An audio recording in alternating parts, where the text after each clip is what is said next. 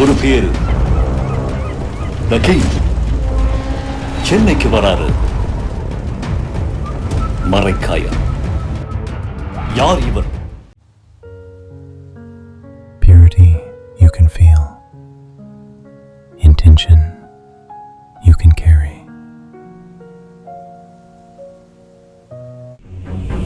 அந்த 5 வீட்டு அருவி சொன்னீங்கல்ல, இது வந்து பொதுமக்கள் வழக்கமாக குளிக்கிற இடம் தானா? ஏன்னா செய்தியில் பார்க்கும்போது அங்கே போய் சிலர் மாட்டிட்டாங்க, அங்கே துயரமான சம்பவம் நடந்துருச்சுன்னு பார்க்குறோம். வில்பட்டியில இருந்து தாயும் மகனும் அப்படின்னு சொல்றாங்க, கர்ப்பிணி பெண்ணுன்னு சொல்றாங்க. அவங்க போய் அந்த அருவியில விழுந்து இறந்துடுறாங்க. பிறகு தொடர்ந்து உயிரிழப்பு ஏற்படுது.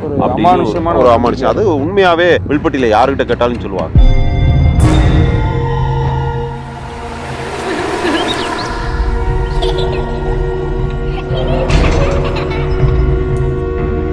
அங்கிருந்து ஒத்தையடி பாதை தான் நடந்து வர்ற மாதிரி இருக்கு 5 வீடு அருவிக்கு. அதற்கு அடுத்து 12 பேர் வந்து அந்த அருவியில யாருமே விழுந்து இறக்கணும்லாம் இறக்கல. அமானுஷமான அருவி, பேய் அருவி அப்படின்லாம் சொல்றாங்க. தன்னால அங்க இழுத்து கொண்டு போய் கொள்ளுது அப்படின்லாம் சொல்றாங்க. இழுக்குது, உள்ளுக்கு போனோன்னு இழுத்துருது. ஏன்னா காணொலிகள் ஒரு 4 பேரோட காணொலி அப்படிதான் இருக்கு. இழுக்கிற மாதிரி. ஆமா, இழுக்கிற மாதிரி தான் இருக்கு. இறங்கி ஆகணும். காரணம் தப்புனா மரணம். எங்களை விட்டா நாங்களும் போயிடுவோம். அதனால இடுப்புல கயிறை கட்டிட்டு அங்க 10 பேர் பிடிச்சிக்கிடுவாங்க, நாங்க போவோம். ஒருவேளை எங்களையும் இழுத்துச்சுன்னா இழுத்துக்கிடுவாங்க. ஆரம்பத்துல என்னுடைய மனைவி வந்து அழுதாங்க. எப்படி அவங்க ஏத்துக்கறல, அவங்க வீட்டுல வந்து ஏன் இப்படி எல்லாம் பண்றாங்கன்னு சொன்னாங்க. காலப்போக்கில் அவங்களும் புரிஞ்சுக்கிட்டாங்க. அந்த உடலை எடுத்து கொடுக்குற ஒரு புண்ணியமாவது அவருக்கு வந்து சேருதே, தடுப்பு வேலி போடணும் அப்படின்லாம் சொல்லி அரசுகிட்ட கோரிக்கை செஞ்ச அந்த அருவியை வந்து இப்ப மூடி வச்சிருக்காங்க. இருக்கும் இதுல குத்தி இப்படி வெளியேறிடுது. ஆனா 5 வீடு அருவி இப்படி இருக்கும். உள்பக்கமா இருக்கும். உள்பக்கமா இருக்கும். நான் சொல்லிட்டு இறங்குறது இதுதான். என் குடும்பத்தையும் என் குழந்தைகளையும் மீண்டும் பார்க்கும். அதுக்கு எனக்கு பாதுகாப்பான ஒரு வழியை கொடு அப்படின்னு சொல்லி தான் வெறும் வழியோட தான் இறங்கு. இந்த 5 வீடு அருவிலையும் அந்த ஆன்மா இருக்கு அப்படிங்கிறதா நான் நம்புறேன். அது உள்ளுணர்வை நீ இந்த இடத்துல தேடு அப்படின்னு சொல்லுவோம். நாங்க மீண்டும் மீண்டும் அந்த இடத்துல தேடுவோம். அந்த இடத்துல அந்த பாடி கடைசியா விழுந்தவன் இந்த இடத்துல இருக்காது. இந்த பாடி இதை விட்டு 2 கிலோமீட்டர் கீழே போயிருக்கும் அப்படின்னு நாங்க நினைச்சோம். அவ்வளவு பெரிய வெள்ளம் போய் பாறை மேல அந்த உடல் இருந்தது. இந்த மாதிரி அதுல மீட்கப்பட்ட ஒரு 8 உடல்கள் வந்து அரக்கோணத்துல இருந்து ஒரு பொண்ணு வந்துருந்துச்சு. அந்த பொண்ணு விழுந்து இறந்திருக்கும் பொழுது ஒரு 1/2 மணி நேரத்துல வந்துடும் அந்த பாடி அப்படின்னு நம்ம நினைச்சுக்கிட்டு இருக்கோம். இது நம்மளுக்கு எப்படி தெரியும்? ஏதோ ஒரு உணர்வு சொல்லுது அப்படிங்கறத நம்ம வெளிப்படுத்துறோம். நான் அலைபாய்ந்து இருக்கும் இல்லையா? இந்த மாதிரி அமானுஷ்யங்களும் 100% இல்ல, 1000% உயிரோட வாழ்றதுக்கு வாய்ப்புகள் கிடைக்கும்.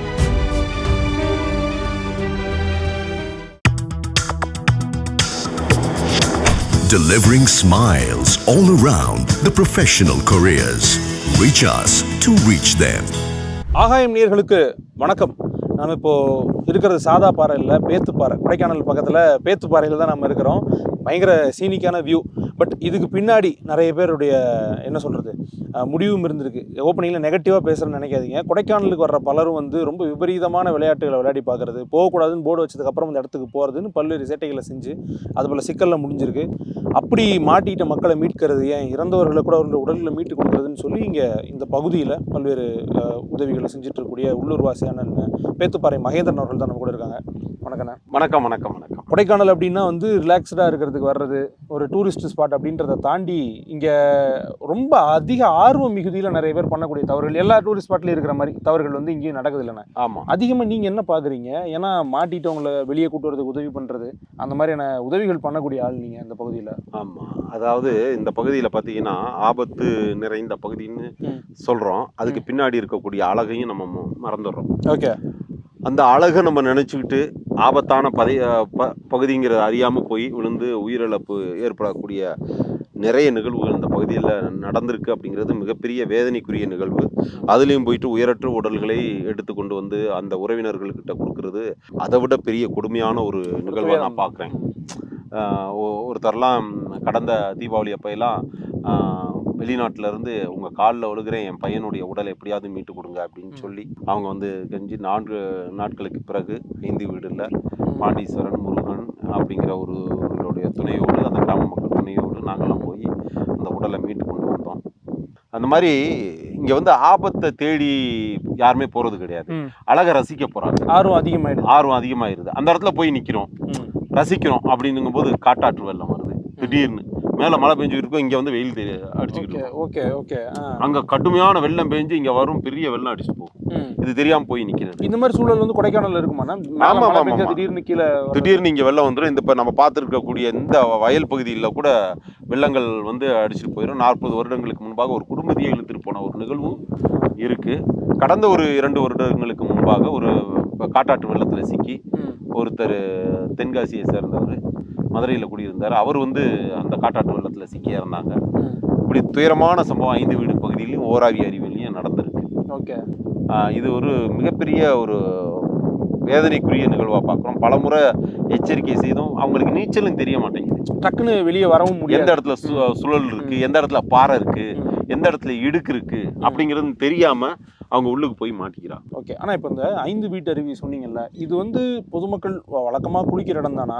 ஏன்னா செய்தியில் பார்க்கும்போது அங்கே போய் சிலர் மாட்டிக்கிட்டாங்க, அங்கே ஒரு ஒரு துயரமான சம்பவம் நடந்துருச்சுன்னு பார்க்குறோம். என்ன பின்னணி? ஒரு 50 வருடங்களுக்கு முன்பாக வில்பட்டியிலிருந்து ஒரு தாயும் மகனும் அப்படின்னு சொல்றாங்க, கர்ப்பிணி பெண்ணுன்னு சொல்றாங்க.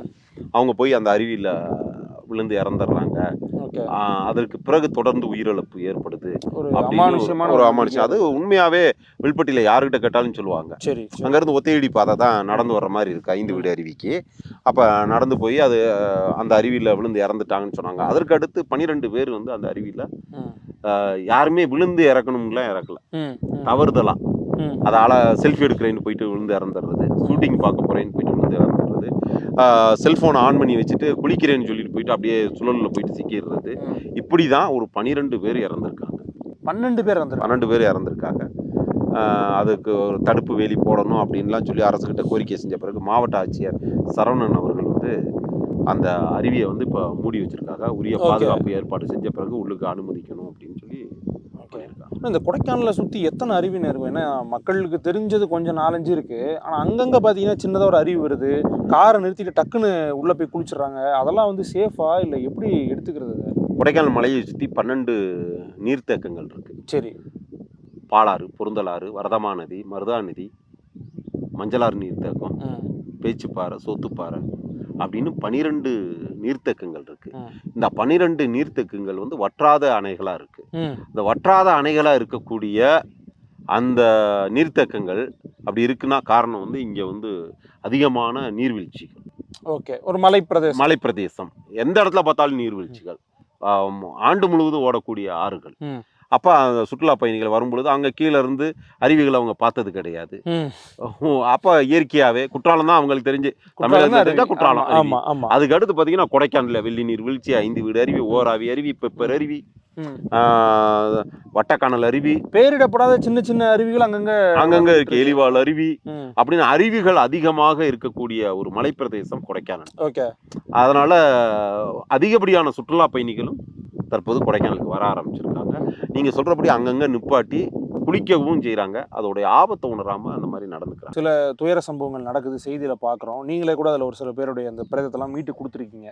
எப்படி அது மீட்பீங்க? இல்லை அந்த செய்தி உங்களுக்கு எப்படி தெரிய வரும்? அதை நீங்க கோர்வையா ஒருத்தர் முதல்ல விழுந்துட்டா அடுத்த தொலைபேசி அழைப்பு காவல்துறைக்கோ தீயணைப்பு துறைக்கோ கிடையாது. முதல் அழைப்பு எனக்கு தான் வரும். உங்களுக்கு தான் வருது முதல் அழைப்பு. நான் பலமுறை பார்த்துருக்கேன். முதல் அழைப்பு எனக்கு தான் வரும். ஏன்னு காரணம் கேட்டா அடுத்த நிமிஷம் யோசிக்காம அந்த உடலை மீட்கக்கூடிய ஒரு மனிதரா என்னைய பார்க்குறாங்க. இப்படி அவங்களுக்கு உங்களோட கான்டாக்ட் கிடைக்குது லோக்கல்ல உள்ளவங்க? அது எல்லாம் யாரை கேட்டாலும் கொடைக்கானல், நீங்கள் என் கிராமத்தில் மட்டும் இல்லை, கொடைக்கானல் நீங்கள் கேட்டாவே சொல்லிடுவாங்க. கூகுளில் நீங்கள் போட்டாவே பேத்துப்பாறை மகேந்திரன் போட்டால் என்னுடைய ஆக்டிவிட்டீஸ், என்னுடைய தொலைபேசி எண் எல்லாமே வந்துடும். அப்போ உள்ளூர் மக்கள் வந்து எல்லாமே அவங்க இல்லந்தோறும் என்னுடைய தொலைபேசி எண்ணை வச்சுருக்காங்க. நல்ல நிகழ்வுகளுக்கு தான் அதிகமாக கூப்பிட்டுருக்காங்க.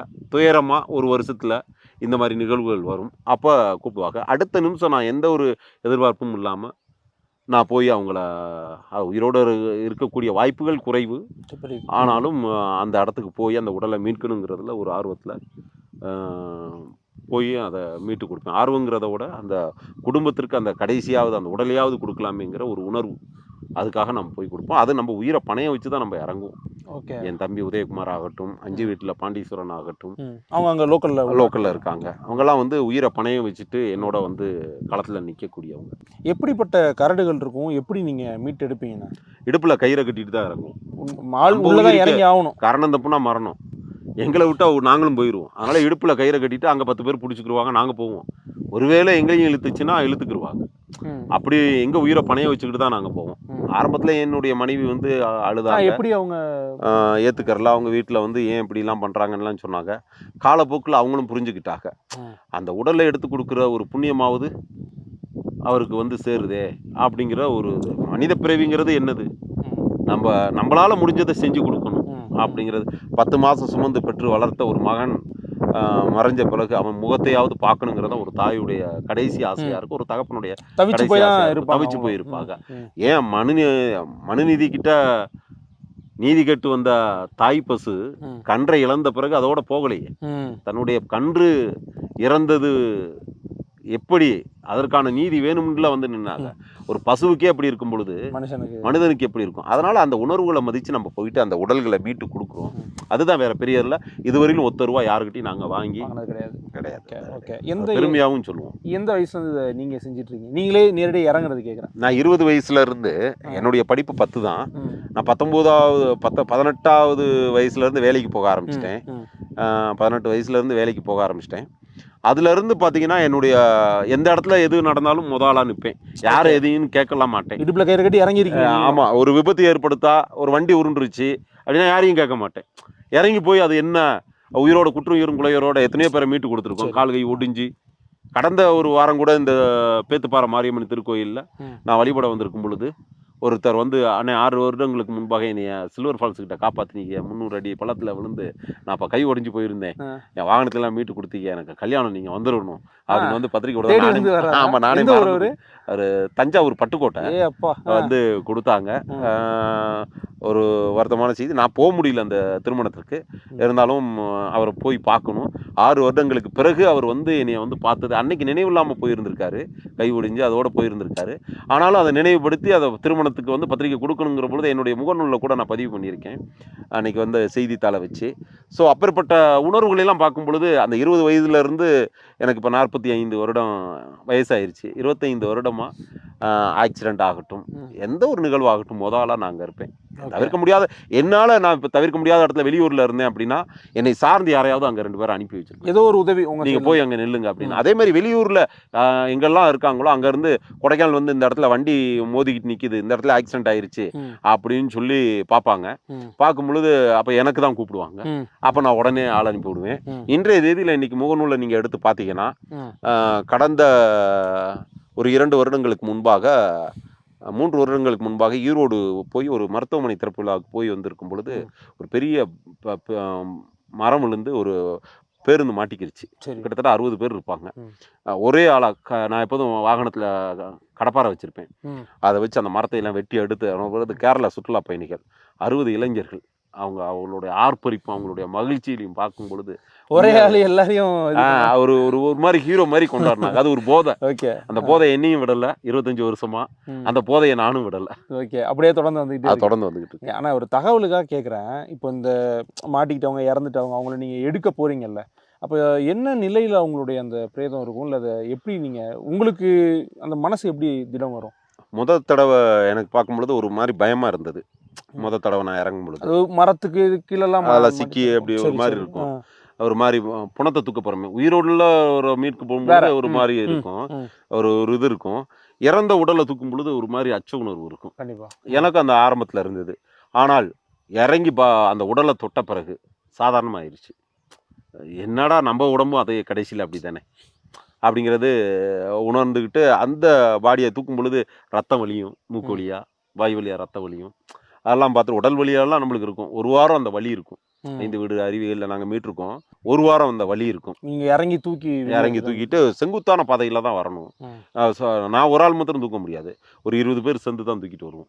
அப்படி ஒரு ஆபத்தான ஒரு பகுதி. கயிறு கட்டி எங்களையும் சேவ் பண்ணிட்டு தான் அந்த 5 வீடு அருவியிலேருந்து தூக்கிட்டு வருவோம். இப்போ இந்த 5 வீட்டு அருவி பற்றி பேசும்போது பொதுவாகவே மலை ஏரியா அப்படின்னா அங்கே நிறைய அமானுஷங்களோ கதைகளோ இருக்கும். கிராமம், மலை எல்லாத்துலேயும். இப்போ இந்த 5 வீட்டு அருவிக்கு பல கதைகள் சொல்கிறாங்க. உள்ளூரில் வந்து சேஃப்டி ரீசன்ஸ் தாண்டி என்ன நம்பிக்கை இருக்குது? இல்லை வேறு ஏதாவது அமானுஷம் அப்படி ஒரு பார்வை இங்கே இருக்கா இந்த மக்கள்? இந்த கர்ப்பிணி பெண் விழுந்து இறந்த பிறகு அது ஒரு அமானுஷமான அருவி, பேய் அருவி அப்படின்லாம் சொல்கிறாங்க. தன்னால் அங்கே இழுத்து கொண்டு போய் கொள்ளுது அப்படின்லாம் சொல்கிறாங்க. இழுக்குது, உள்ளுக்கு போனோடனே இழுத்துருது. ஏன்னா காணொலிகள் ஒரு 4 பேரோட காணொலி அப்படி தான் இருக்குது. இழுக்கிற மாதிரி. ஆமாம், இழுக்கிற மாதிரி தான் இருக்குது காணொலி. ஆனால் அதில் உள்ள இயற்கை சார்ந்து நம்ம அறிவியல் பூர்வமாக யோசிச்சோம்னா மற்ற அருவிகளுக்கும் இந்த அருவிகளுக்கும் நிறைய வித்தியாசம் இருக்குது. 5 வீடு அருவிகளுக்கும் மற்ற அருவிகளை வந்து கீழே நின்று மேலே ரசிப்போம், இந்த அருவியை மேலே இருந்து கீழே ரசிக்கணும். ஓகே, அது நம்ம டாப்ல இருந்து தான் பார்க்க முடியும். சில பேர் வேறு விதமாக கீழே போய் ஆபத்தான பகுதியில் போயிட்டு உள்ளே போயிட்டு குளிக்கிறேன்னு போகிறாங்க. அதுலேயும் போய் அப்படியும் போய் குளிக்கலாம். ஆனால் அதோட ஆபத்து வந்து மிக மிக பயங்கரமானது. எப்படின்னா இப்போ இந்த பேனா இருக்கு இல்லையா, இந்த பேனா அருவி வந்து இப்படி இருக்கும் சரிங்களா, பாறை இப்படி இருக்கும், தண்ணி இப்படி வலியும், இங்கே மேலே அதில் இருந்து தண்ணி இப்படி வலியும். அப்போ இப்படி வந்து இப்படி வெளியேறிடும். அதானே ஃபால்ஸ் நம்ம பார்க்குறோம். ஃபால்ஸ் இப்படி தான் பார்க்குறோம். அப்போ ஆப்போசிட்ல இப்படி தான் குற்றாலம் இப்படி தான் இருக்கு. ஆமா, சில அருவிகள் ஜோக்கு நீர்வீழ்ச்சி இப்படி பார்க்குறோம், நம்ம இந்த மட்டத்துல பார்க்குறோம். அப்படியா, ஜோக்கு நீர்வீழ்ச்சி இப்படி இருக்கு, அப்படி குத்தி இப்படி வெளியேறுது. கரெக்ட்டுங்களா, இப்படி குத்திடுது மொத்தமா இப்படி செங்குத்தா இருக்கு ஒரு சுவர் மாதிரி குத்தி வெளியேறுது. நம்ம குளிக்கிற ஆமா இப்படி இருக்கும், இதுல குத்தி இப்படி வெளியேறிடுது. ஆனா 5 வீடு அருவி இப்படி இருக்கும், உள்பக்கமா இருக்கும்.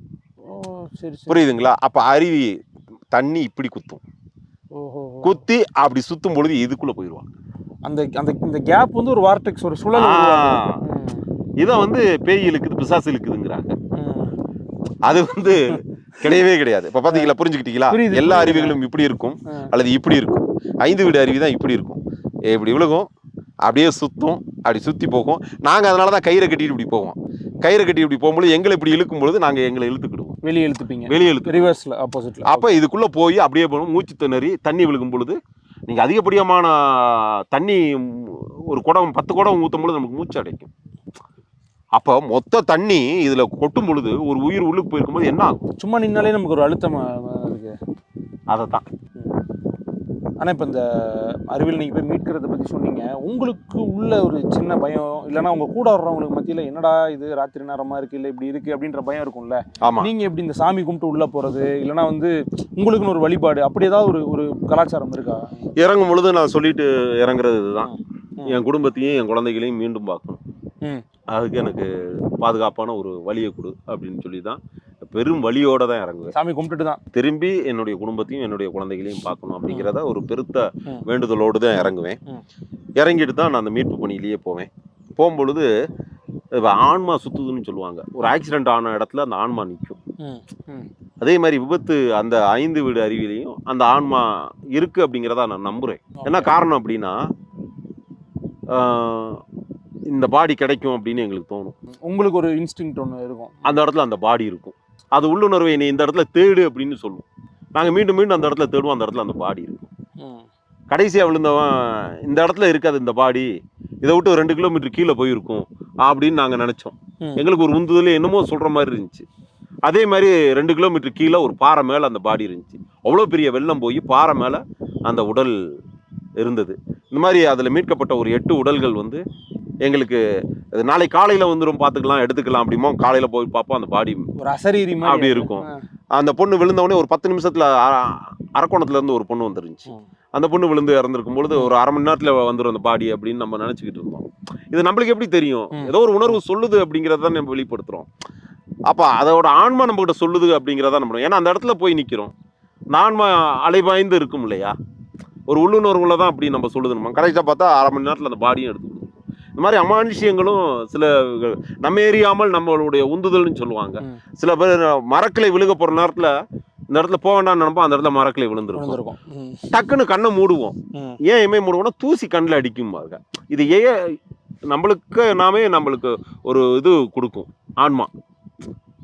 அந்த ஆன்மாவின் வெளிப்பாடெல்லாம் இறந்தவங்களுடைய இது இருக்கும். அதுவே நம்மளுக்கு உதவி பண்ணும். எடுக்கக்கூடிய வாய்ப்புகளை நாங்கள் பார்த்துருக்கோம். இந்த இடத்துல இருக்குது, இந்த இடத்துல இருந்துச்சு அப்படிங்கிறத பார்த்து நாங்கள் எடுத்துருக்கோம். ஆனால் பெரும்பாலும் உயிரோட இல்லை நல்லபடியாக வர்றதுக்கு வாய்ப்புகள் குறைவு தான்.